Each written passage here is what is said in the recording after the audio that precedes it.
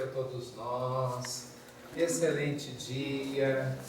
Que Jesus possa continuar nos iluminando, nos abençoando, como sempre faz. É ou não é? E com certeza nos congédios parece que faz mais ainda. Ou então não. Ou então que nós, isso sim, né, possamos abrir mais os nossos corações, né? Sensibilizar mais as nossas mentes para a gente sentir a presença de Deus de uma maneira mais intensa. Talvez seja isso. Provavelmente Jesus nos ilumina da mesma forma, porque quem ama, ama. Mas nós é que às vezes nos sensibilizamos mais para perceber o amor de Deus, né, nas nossas vidas. Aí sim, provavelmente, nos congédios isso acontece com muito mais facilidade, né? A gente está perto de amigos, né, respirando esse ar gostoso, essa energia maravilhosa, fica mais fácil sentir a presença de Deus nas nossas vidas. Deus nos inspire e nos ilumine sempre. Seguinte, olha assim seja. Olha que bacana. Fizeram um convite para conversar um pouquinho com vocês a respeito de um assunto extremamente importante, que é a base de toda a estrutura do Evangelho. Só isso para a gente conversar. E falar sobre o propósito da caridade, sobre o propósito do que significa a caridade, principalmente na dimensão que Jesus nos apresentou, que a espiritualidade superior ampliou para nós, é algo grande, né? Grandioso e um grande desafio. Então, o que eu acho bacana, eu queria combinar com vocês. Como a gente vai ter essa possibilidade, que é sempre muito boa nos congédios, uma pena que a gente às vezes não consegue fazer isso nas outras palestras, né? Em reuniões públicas, em casas espíritas. Qual seria a minha proposta, se vocês toparem? Nesse primeiro momento, me deem um tempo, assim como nós fizemos no ano passado, para a gente trazer o conteúdo. Aí, se for possível, eu peço que vocês segurem as perguntas só um pouquinho. Na hora que a gente voltar do intervalo, a gente vai ter um tempo bastante confortável para a gente conversar. Aí a gente vai conversar, tá? Aí cada um vai trazer suas opiniões, fazer suas perguntas, e a gente vai conversar um pouco mais a respeito das implicações do tema que a gente vai trazer. O que vocês acham? Pode ser? Acho que vai funcionar bem. Muito bom. Pois bem, fora da caridade não há salvação. Esse é um dos principais tópicos, né, do Evangelho segundo o Espiritismo. E sem dúvida é um dos principais tópicos de toda a codificação, da segunda lei moral, a segunda grande lei divina, melhor dizendo, que Jesus veio nos apresentar, que era a lei do amor.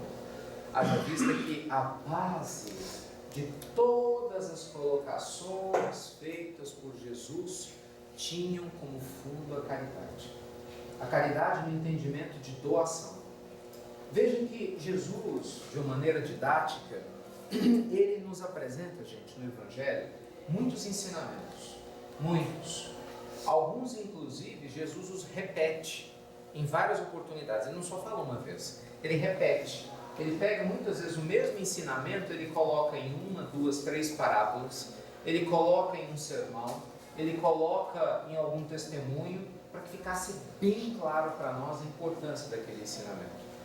Então, assim, um desses ensinamentos, por exemplo, é a fé. Veja que em inúmeros momentos no Evangelho, Jesus fala sobre a fé. Ele diz para nós o que? Olha, se tiverdes fé do tamanho de um grão de mostarda, moveríeis montanhas, não é?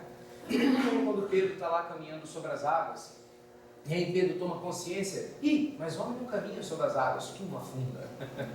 Aí Jesus fala, homens de pouca fé. Jesus fala da fé de novo. Aí num outro momento em que Jesus está lá dormindo no barco, pesqueiro, quando ameaça vir uma tempestade, aí os discípulos ficam preocupados, que o barco vai virar, e Jesus dormindo, e a tempestade para um lado e para o outro, o barco vai virar. Então eles acordam Jesus. Mas Jesus acorda sossegado, tranquilo, ergue a mão, né? Bate um papo com o vento, meu senhor chegado, calma. Aí sereno, eles ficam assim, mas que homem é esse que até os ventos obedecem? Aí Jesus fala de novo, homem de pouca fé. E aí fica essa história, né? A importância da gente ter fé. Temos que ter muita fé. Jesus bate nesse ponto. Então, provavelmente, a fé é muito importante para nós. E como ela é importante. Quando Jesus, inclusive, chama os discípulos para prepará-los né, para divulgação do Evangelho, essa narrativa está brilhantemente exposta lá em Mateus, no capítulo 10, ele reúne todo mundo, ele começa a dar as orientações. Quando for despregar, né, pregar primeiro para as ovelhas desgarradas do reino de Israel, antes de ir para os gentios. E ele vai falando, andai de 2 a 2, levem o Evangelho, quando chegar num lugar novo, procurai casas sólidas de pessoas dignas, e lá deixei a vossa paz. Se não achar, que a vossa paz torne até convosco. Aí Jesus vai falando sobre a importância de se semear o Evangelho. E aí ele fala de novo da fé. Não vos preocupeis, dizia Jesus, com o que havereis de falar. Porque se tivesses fé, né, luz será intuído, luz será dito, vocês saberão o que dizer. E Jesus, o tempo todo, insistia com os discípulos para que eles tivessem fé. Aí quando Jesus curava, em inúmeros momentos de cura de Jesus, o que nós vamos encontrar? Assim que curava, Jesus dizia, eram duas expressões básicas, né? O vá e não tornes a pecar, e qual era a outra? Tua fé te curou. Então veja que a presença da fé é uma presença muito forte no Evangelho. Embora o tema hoje não seja especificamente a fé, é óbvio que a fé e a caridade andam juntas. Até porque muitas vezes, para praticar a verdadeira caridade, a gente só consegue com a presença da fé. Com a certeza de que Deus está conosco. E a gente tem situações tão difíceis para nós ainda na Terra, que a gente às vezes enfrenta dentro da nossa casa, com a família, no trabalho, ou mesmo no trabalho social. E se a gente não tiver fé, a gente desiste. Então muitas vezes a gente não vai saber o que fazer, o que dizer. É isso que Jesus estava dizendo para os discípulos.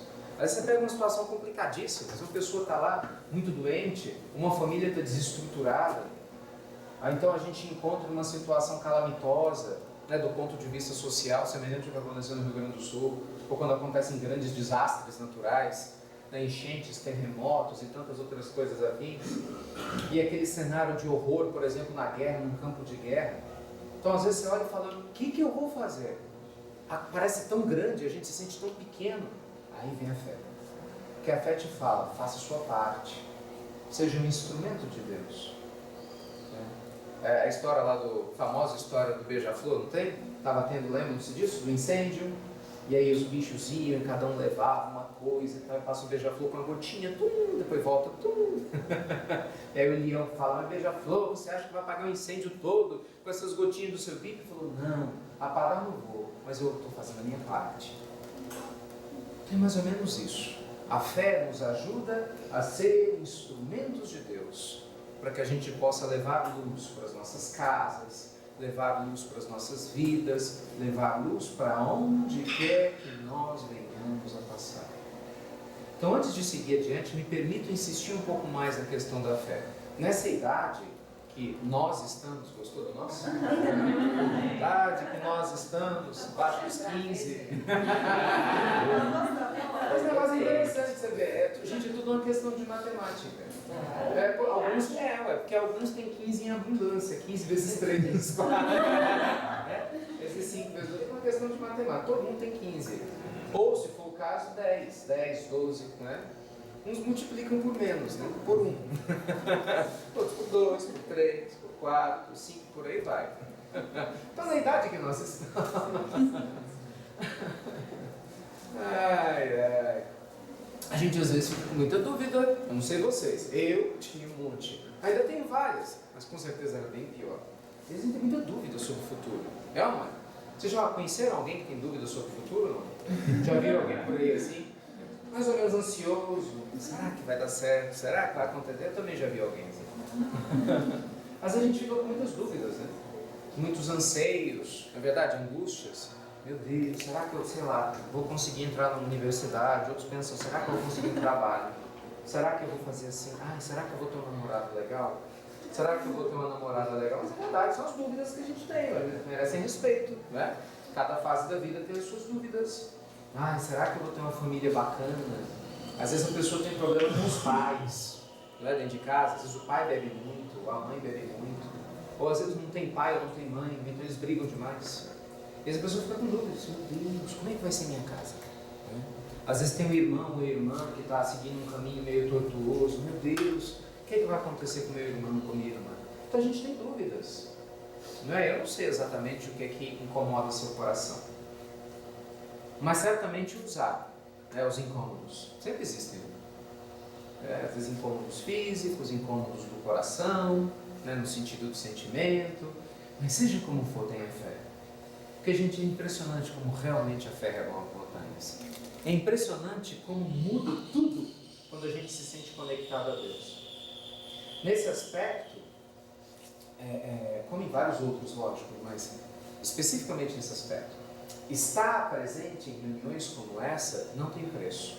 Talvez a maioria aqui, aqueles que têm 12 vezes 1 ou 2 no máximo, vão entender quando tiver 12 vezes 3 vezes 4 a importância de ter estado em locais como esse. Porque essa é uma fase da vida que você está sedimentando muita coisa. Você está confirmando muitos valores. Fase da adolescência para a fase adulta, ou da confirmação da fase adulta, em que a gente tem muitos conflitos. E o mundo lá fora nos chama para viver outras coisas o tempo todo. É ou não é? Você vê, enquanto a gente está aqui, tem várias pessoas que estão lá fora mais preocupadas em permanecer bêbadas. Que é assim, evite ressaca, mantenha-se bêbado. É verdade. Ontem a gente fazia um estudo, aqui em Fabiano, lá em BH, aí nós fomos no Cheiro. Aí antes de fazer a palestra, a gente foi fazer um lanchinho. Aí lá tem uma padaria perto.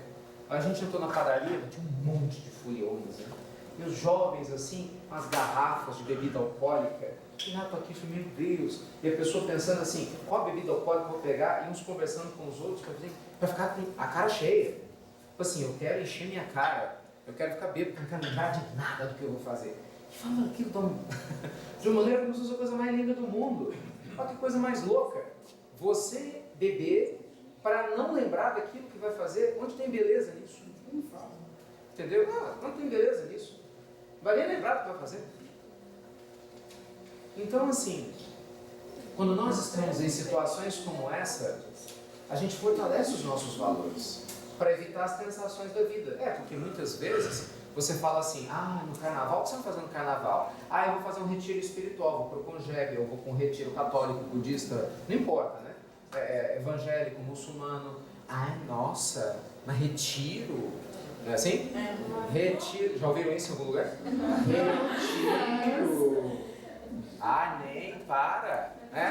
Eu não acredito exatamente que você vai fazer uma coisa dessa, que é absurdo. Quando não ri, né? Quando eu não ri, tá vendo? Mas ainda hora com cara de entojo, né? Tipo assim, olha pra cima, pra baixo, assim, querendo ser santo, né?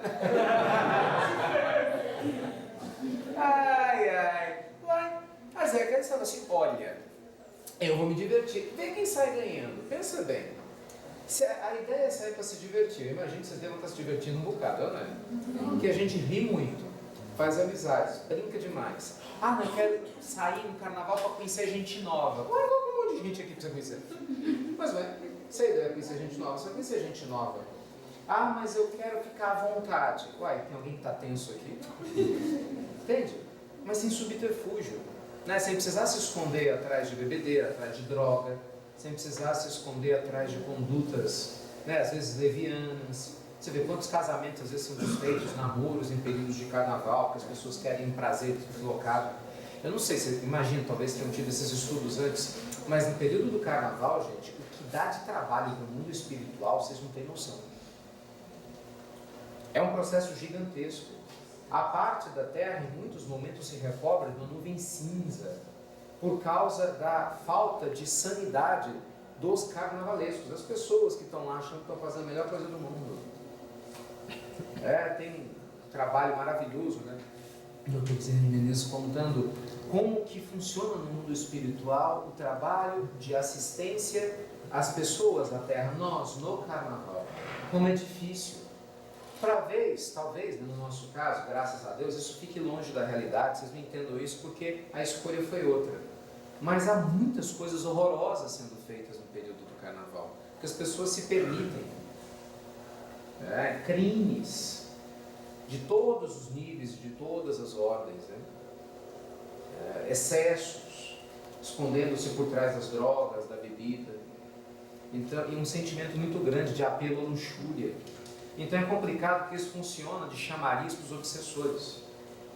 É um chamariz. Imagina o seguinte, se você quer atrair a abelha, não tem aquela história que você põe mel, não é assim? Né? Se você quer atrair algum tipo de inseto, algum tipo de animal, você coloca comida, né? Então ele vem. Então, infelizmente, por espírito desequilibrado no mundo espiritual, que está sem esse corpo, existem também as armadilhas, os alimentos que chamam a atenção. E desequilíbrio atrai o quê? Desequilíbrio. Claro.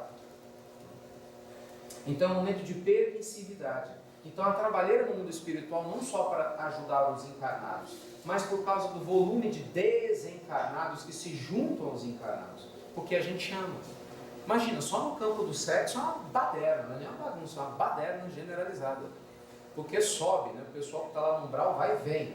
Embora, porque a energia está favorável em alguns grupos. Então fique tranquilo, as pessoas não transam sozinhas, elas não fumam sozinhas, não bebem sozinhas. Estão muito bem acompanhadas, entre aspas, de tamanha quantidade dos espíritos que estão ali mobilizados. Então é um negócio muito sério. Então, voltando, quando a gente se reúne em encontros como esse, para a gente fortalecer a nossa fé, é como se a gente estivesse dizendo para si mesmo, é possível sim, eu seguir a minha vida, me divertir, fazer meus amigos, descobrir minha sexualidade, descobrir que eu posso me relacionar com pessoas bacanas, de uma maneira bem saudável, sem precisar descambar, né? E acima de tudo, com base em Jesus. Mais importante, com base em Jesus, nos valores morais, nos valores éticos. Isso não é caretice. Pelo contrário, caretice é precisar beber para fazer tudo isso, isso que eu acho. Imagina, é precisar buscar droga, é precisar ir atrás de crack, ficar viciado, fumar maconha, um monte de outras coisas, para perder a noção da realidade, ou para ter coragem de fazer coisas que você não consegue fazer de cara limpa. Então tem alguma coisa errada dentro do seu ser. Então que bom que pelo menos agora a gente está fazendo outra escolha, não é verdade? Então você vê que quando Jesus nos fala da fé, isso é uma questão muito séria, porque às vezes a pessoa, por falta de fé, ela se permite, exatamente, levar por esse caminho, se permite buscar outros caminhos. Fala assim, eu não consigo enfrentar os meus problemas, não dou conta, aí busca a fuga. É o que Joana de Ângeles fala, todos os tipos de vício, te atrapalha? Não pode. Todos os tipos de vício que a gente tem, todos, sem exceção, são bengalas psicológicas, bengalas. Quem usa bengala é porque está com algum problema, não consegue sustentar, não é? Está com problema físico. O que é uma bengala psicológica? É alguém que precisa de algo para se sustentar porque não está equilibrado. Então todo vício é uma bengala.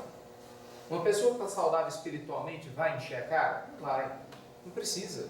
Uma pessoa que está bem espiritualmente vai sair por aí transando com Deus e todo mundo? Não vai. O sujeito que está bem espiritualmente vai sair por aí enganando as pessoas? Não vai. Vai sair por aí buscando todos os tipos de droga? Não vai. Não precisa de bengala. Porque a pessoa utiliza-se da bengala maior, se é que a gente necessita, que é a fé. A fé nos traz força. A fé transporta montanhas. E a fé nos ajuda a fazer a caridade. Caminhando. Das várias lições que Jesus nos ensina no Evangelho de uma maneira repetida, a fé é uma delas, mas não é a única. Muito embora elas se entrelacem, uma delas é, sem dúvida alguma, a importância do amor.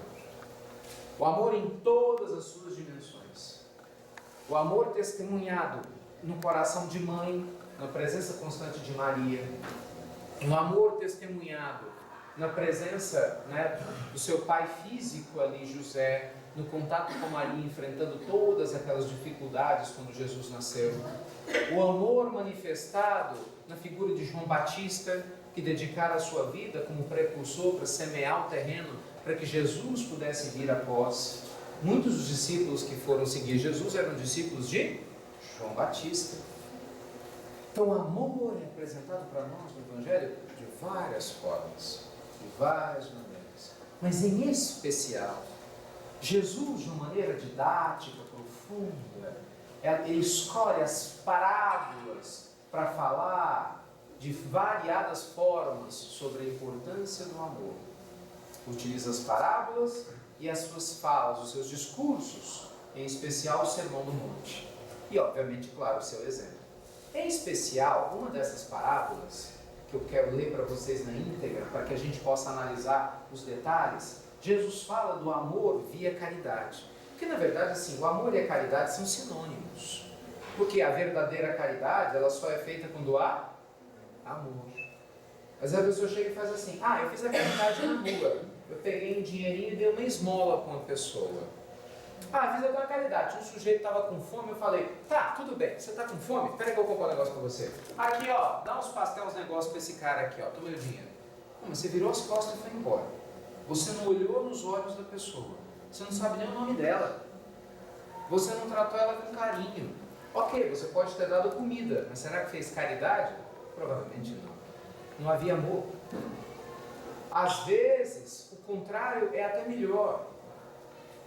Porque muitos companheiros às vezes afirmam, gente para nos dar comida nunca falta, mas para nos tratar como gente, como pessoas, isso sim, isso falta. Mas você chega e fala assim, meu filho, qual que é o seu nome? Quantos anos você tem? Por que você está aqui na rua? Qual que é a sua vida? Alguns ficam reativos, não querem conversar, não querem responder, mas muitos falam, eu estou aqui por causa disso. Eu estou aqui porque minha esposa está assim, eu estou assim porque meu filho está assado. A pessoa se sente olhada, né? Pelo menos você viu ela. Eu chego e falo assim, olha, então tá, eu tenho aqui, eu vou comprar uma coisa para você comer. Então você tem um dinheirinho, se você acha que deve dar, lá e coloca. Ou quando muito fala, olha, não tem um centavo, mas pelo menos eu tenho carinho para te dar, olha, que Deus te abençoe. Muitas vezes você vai dar um abraço para a pessoa, mas eu não quero dar um abraço, o sujeito está sujo. Bem, no mínimo, um sorriso, não deve contato físico. Isso por vezes faz uma diferença, gente, infinitamente maior do que qualquer questão de doação física. Isso é muito sério. Antes de contar a parábola, vamos fazer uma viagem no tempo e aprender um pouco mais com o nosso querido Bezerra de Menezes. No ano de 1892, o Dr. Bezerra já tinha se transformado, sem dúvida alguma, no patrono do bem.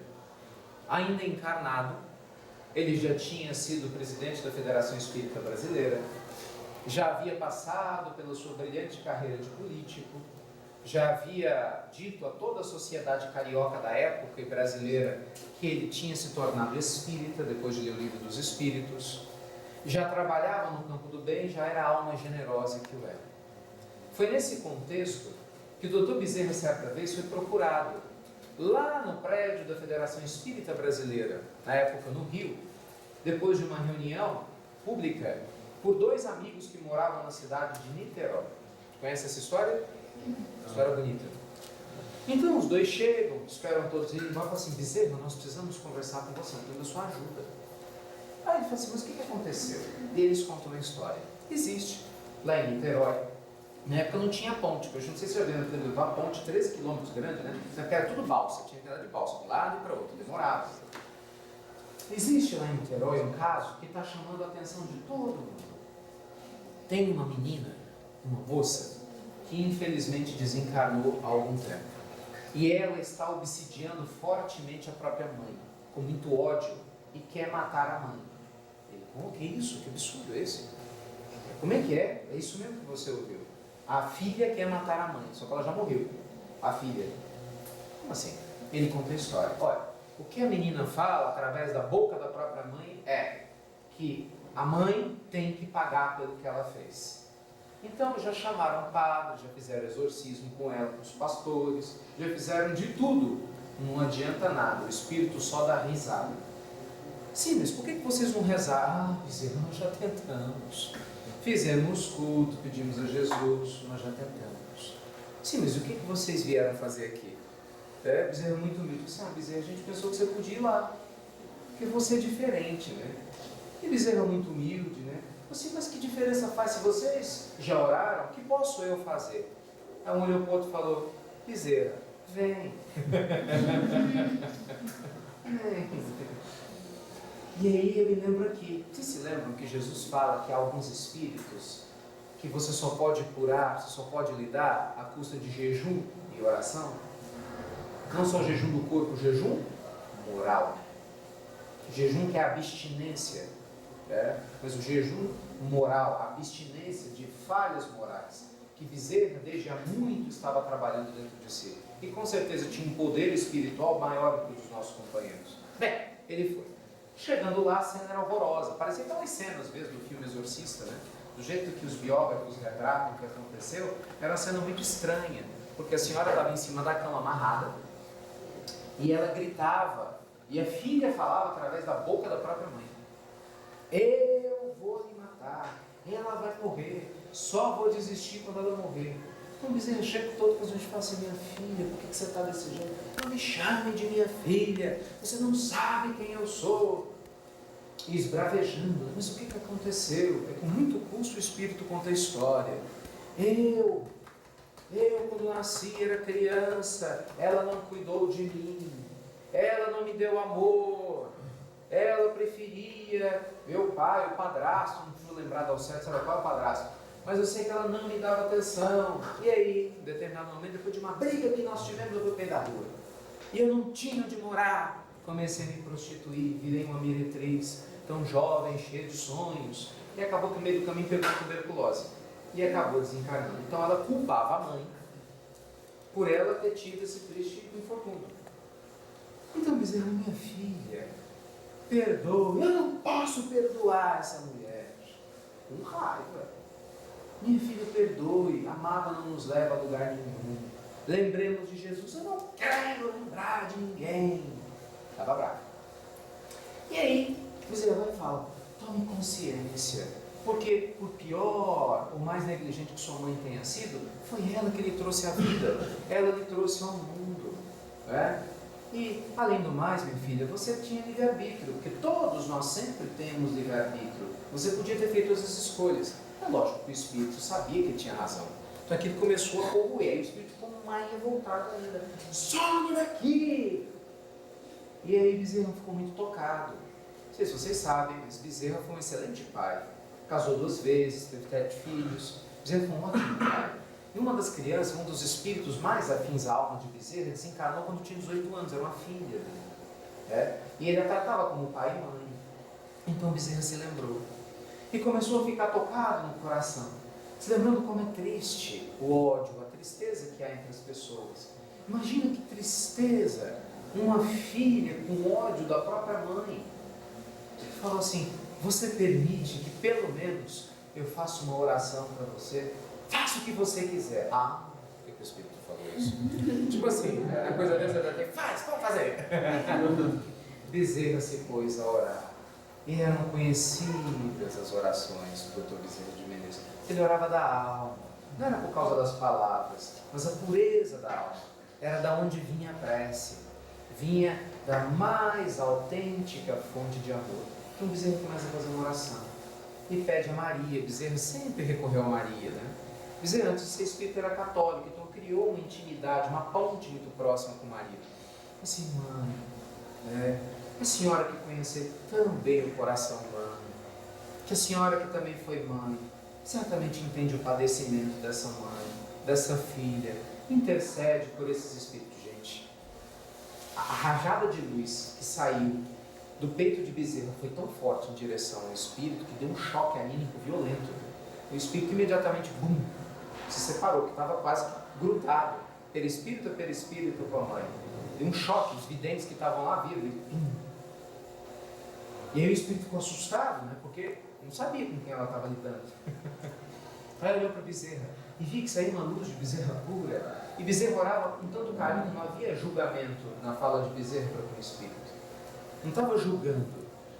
Bezerra entendia que para que o espírito agisse como estava agindo é porque estava muito mal. E aquele que está mal precisa de amor, não de julgamento. Então pedia a Maria: acolhe esse ser espiritual. Dê a ela, mãe querida, o amor que a sua mãe na terra talvez não tenha conseguido lhe dar. Envolve-a num carinho. Então o espírito viu que Bezerra falava de verdade, do fundo do coração. Então ela começou a baixar a bola dela, a raiva, a vibração de amor e de suavidade do Dr. Bezerra penetrava na couraça de ódio, de rancor que aquela filha tinha em relação a mim. Então ela mesma se põe de joelhos e aí ela mesma pede: por favor, me ajude. Olha que coisa mais linda. Não tem uma vez que eu conto essa história que eu me arrepio do início ao fim. Essa história é muito linda. Muito, muito, muito linda. Mas vejam só vocês. Outros tinham tentado conversar com o Espírito.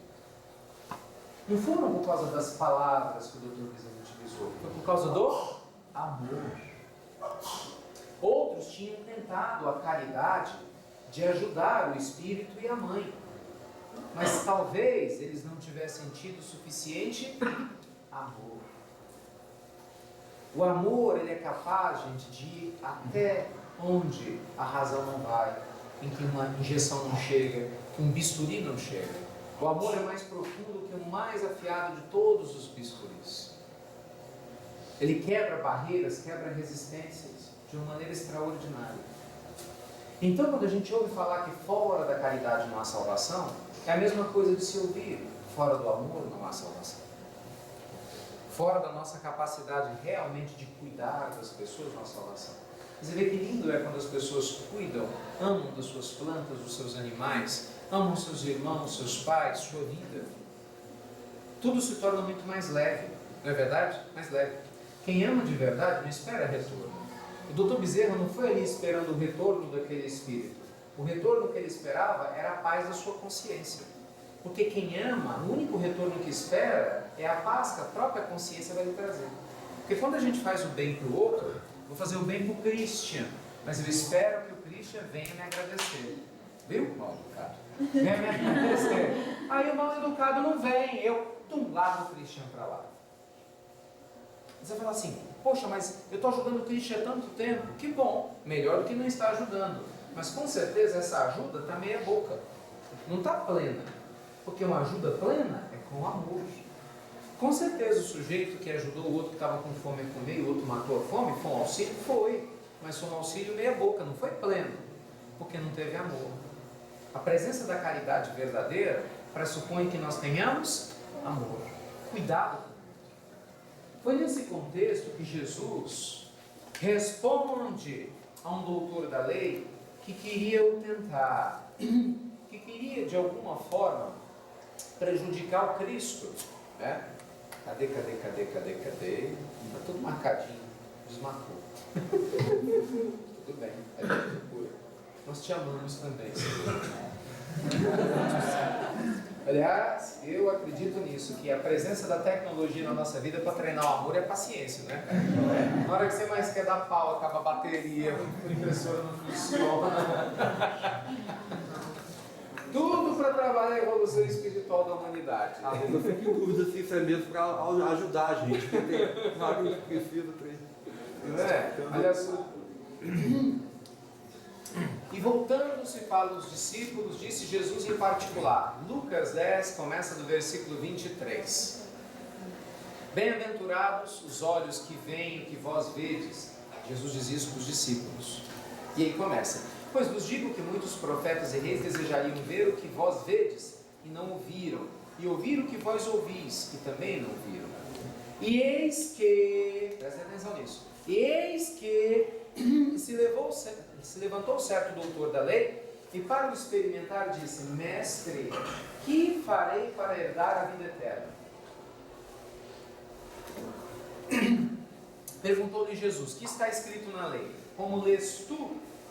Aí respondeu-lhe ele: amarás ao Senhor teu Deus de todo o teu coração, de toda a tua alma, de todas as tuas forças e de todo o teu entendimento, e ao teu próximo como a ti mesmo. Tornou Jesus: respondeste bem, faze isso e viverás. Mas aí disse o homem, querendo se justificar, perguntando a Jesus: e quem é o meu próximo, Senhor? Quer dizer, eles estavam ali tentando de todas as formas pegar Jesus no contrapé para tentar prendê-lo. E Jesus sabe como era, obviamente conhecendo os corações humanos, dava sempre a resposta certa. E então o homem pergunta: tudo bem, então quem é meu próximo? E aí Jesus traz essa pérola de parábola. Um homem descia de Jerusalém a Jericó e caiu nas mãos de salteadores, os quais o despojaram e, espancando-o, se retiraram, deixando-o meio morto. Presta atenção em cada palavra, porque as palavras vão ter um significado muito forte. Casualmente descia pelo mesmo caminho certo sacerdote, e vendo-o de largo. De igual modo também um levita chegou àquele lugar, viu e passou de largo. Mas um samaritano que ia de viagem, chegou perto dele, vendo, encheu-se de compaixão. Então olha que interessante. Jesus conta para dizer quem era o próximo. E tinha um homem que tinha sido assaltado e espancado, estava quase morto. Então passou um sacerdote, alguém que conhecia a lei, e continuou. Né? Passou lá um levita que era abaixo do sacerdote, quem cuidava dos templos, e passou.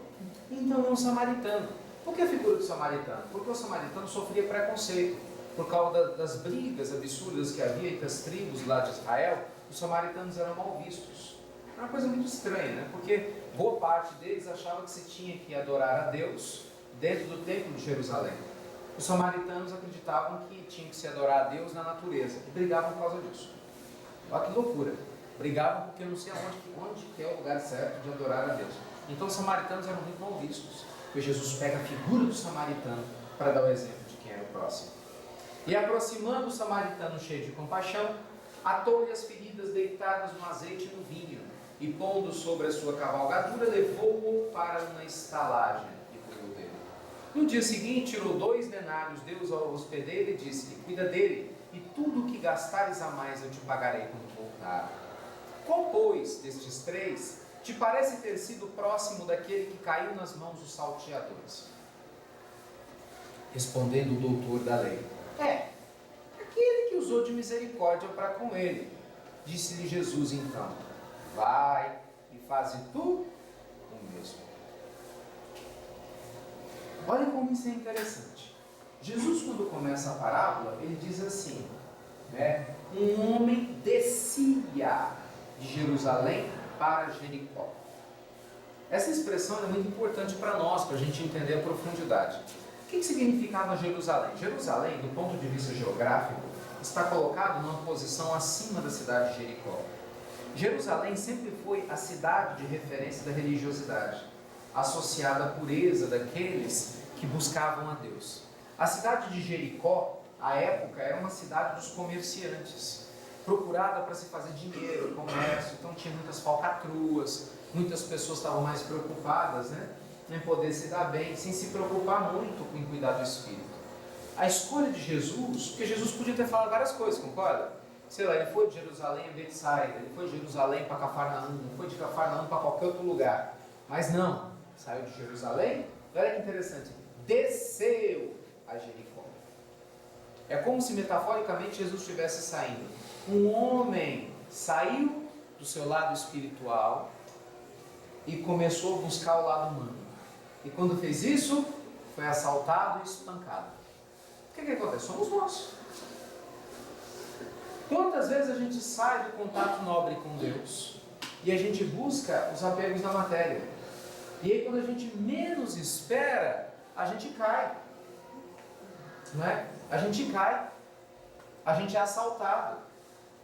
Assaltado pelos nossos medos, assaltado pela nossa tristeza, às vezes pela nossa ganância, assaltado por todos os desequilíbrios. E a gente fica, será que eu vou dar conta? Será que eu consigo? É o sujeito moribundo.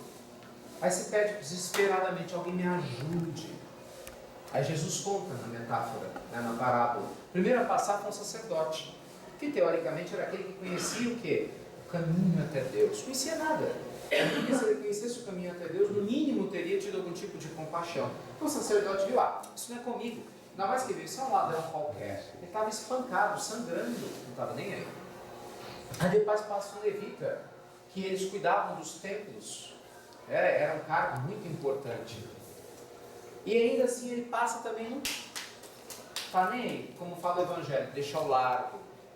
Então passa um samaritano, que era a personificação de alguém que a gente não dava muito valor.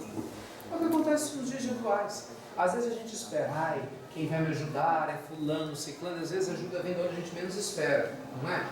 Das pessoas mais simples. Das pessoas mais simples. E a gente sabe que a espiritualidade se manifesta exatamente nesse contexto, onde tem as pessoas mais simples. Não simples financeiramente, simples de coração. Humildes de coração.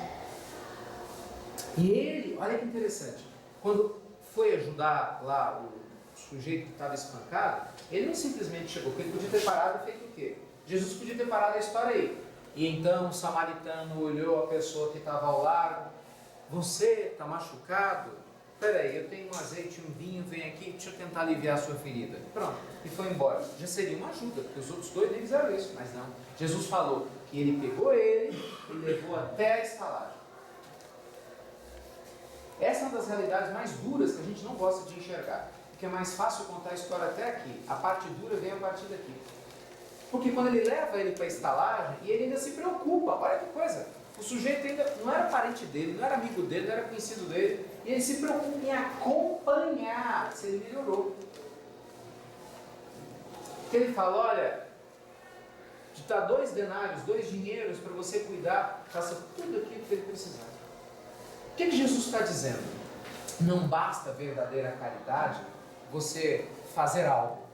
Você tem primeiro que fazer com amor e atenção. E segundo, acompanhar a pessoa para ver se ela realmente melhorou. Só que para nós isso é muito difícil, porque normalmente as pessoas que estão assim são chatas. Pessoas que têm dificuldades ficam chatas. Por isso que a pessoa fala: nossa, fulano é chato demais, né? Ah, eu não gosto de ajudar Beltrano, Beltrano enche o saco. Beltrano é muito chato, mas é mesmo. O Raul Teixeira, numa palestra brilhante, ele fala de uma maneira muito especial, e é verdade, ele diz o seguinte: assim, mas como é que você quer que uma pessoa que está sofrendo, cheia de dor, de problema, seja legal? Ele fala: você é legal? Você é a coisa mais linda do mundo na hora que está com um problema, sofrendo, com alguma dor apertando teu peito? Não é. Então, é como se Jesus dissesse: meus filhos, à medida que nós formos crescendo em espírito, nós vamos nos importar ainda mais com a humanidade. Então não basta largar, é preciso cuidar.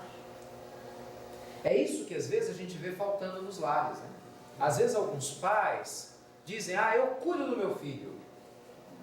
O que significa mesmo cuidar do filho? Pagar comida, escola, roupa, mas não acompanha, não está presente, não vai na estalagem, né? Não dá os 2 denários, não está presente. Então na verdade não cuida, não totalmente. Faz o serviço meia boca, pela metade.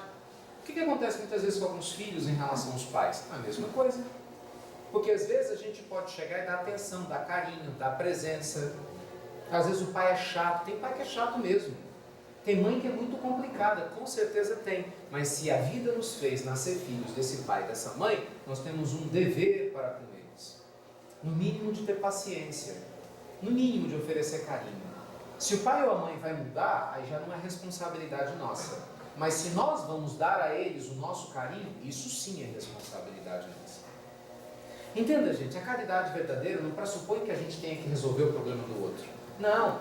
O samaritano, Jesus não fala que o samaritano ficou lá até o doente ficar curado.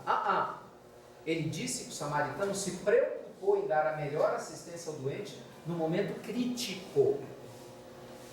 Ele não falou: e o samaritano pegou o doente e levou ele para morar com ele. Entendeu? Então não é isso.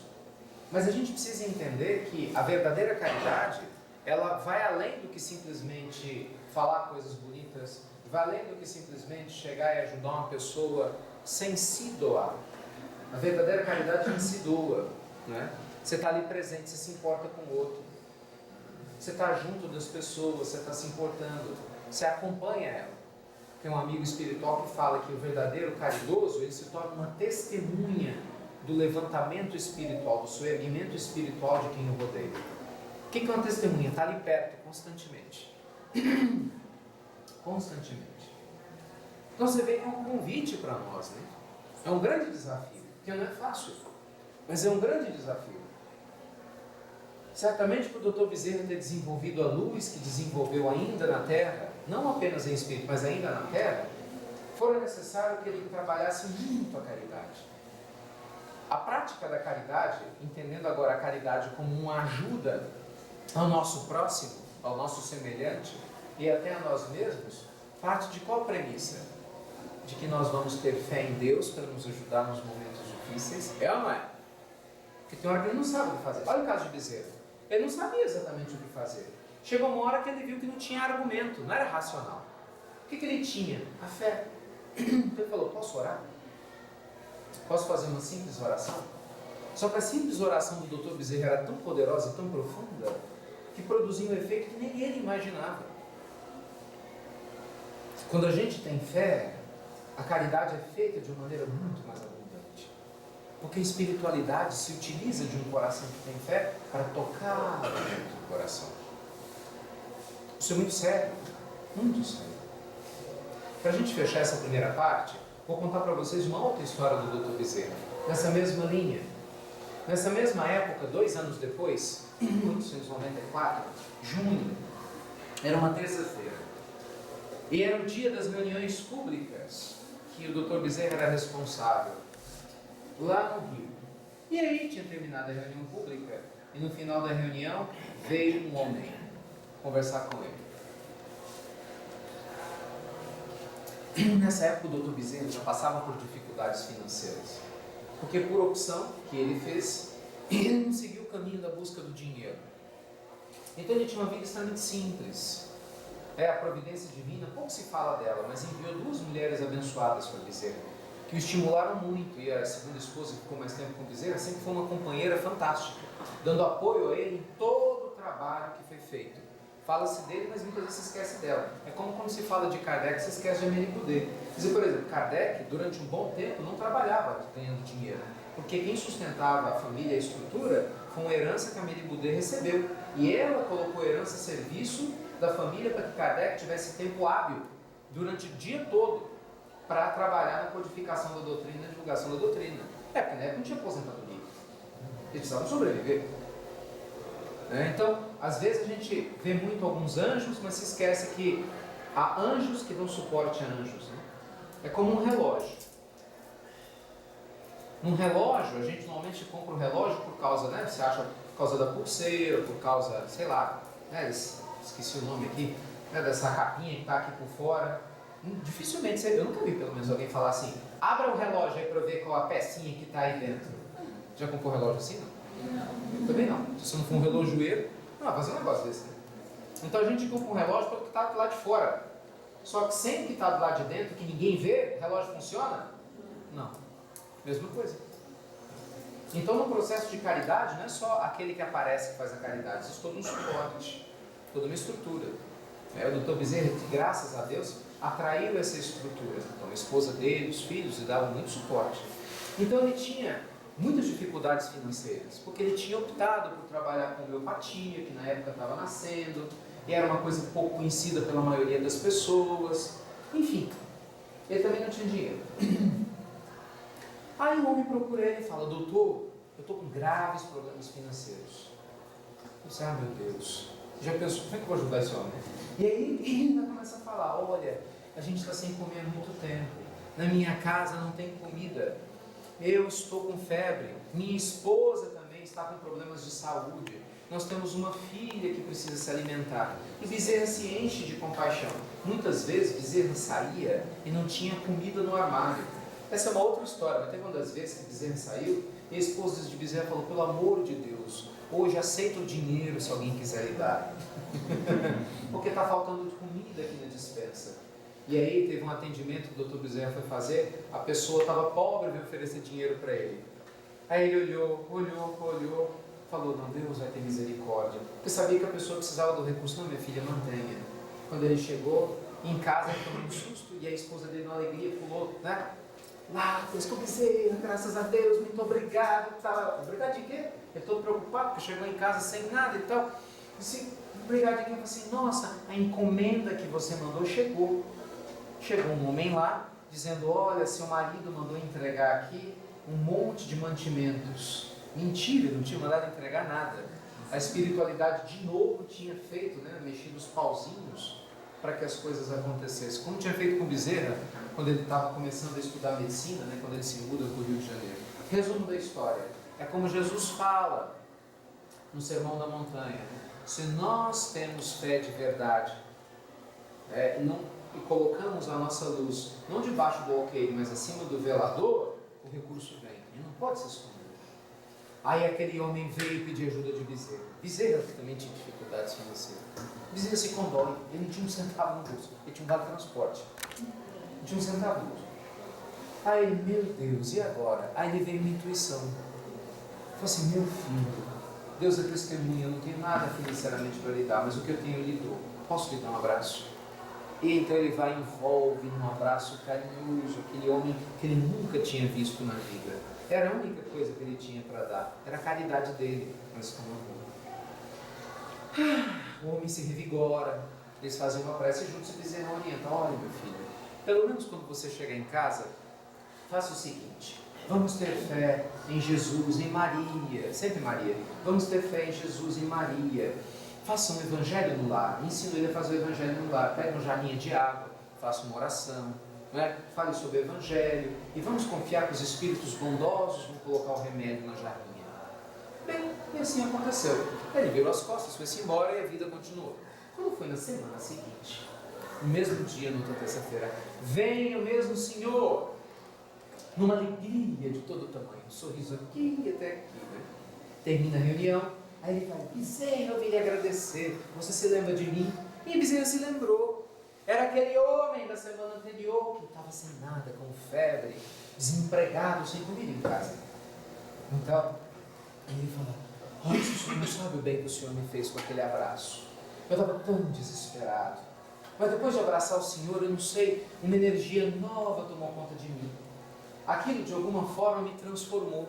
Eu cheguei em casa alegre, como eu muito tempo não tinha chegado. Era como se eu não tivesse cansado de tanto andar. Então eu contei para minha esposa o que tinha acontecido e fiz como o Senhor mandou. Peguei uma jarrinha de água e nós fomos todos conversar com Jesus.